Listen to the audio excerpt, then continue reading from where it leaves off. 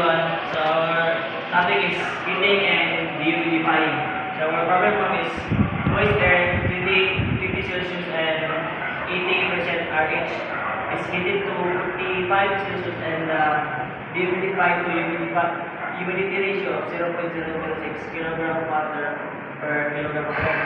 So the required is find the heat added if the mass of dry air is 1.5 kilogram per second. So solution na to is at 20 Celsius to 80% relative humidity, we have H1 plus 50.5 kilojoules per kilogram air. So our humidity ratio is 0.0118 kilogram of water per kilogram of air. So at 25 Celsius, atong niya siya mga W1 to W2 is same lang.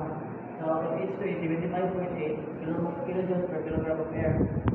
So atong meta is 8 added. So Q was 10 times H2 minus H1. We have a mass of 4.5 kilogram air per second.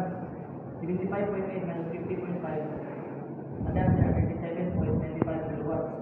Our problem 2 is air intake system at 10 Celsius and 90% RH is heated and then dehumidified until it reaches 30 Celsius and 30% RH. If the airflow is 2,500 meter cube per hour, so itong required is calculate the water volume per hour. So solution natin W1 is 0.007 kilogram per kilogram. Kaya kung W2 is 0.004 kilogram per kilogram. Delta W is equal to 0.07 minus 0.004 equals 0.003 kilogram of water per kilogram of air. So itong mass is 0.8125 thousand. Ewan net is equal to 0. At the second convert sa kilogram per hour.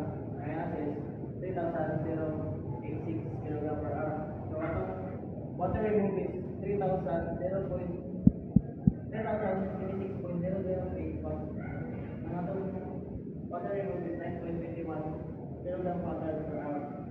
So atong mass problem is problem 3. We have air at 33 degree and 60% relative humidity passes through a silica gel bed.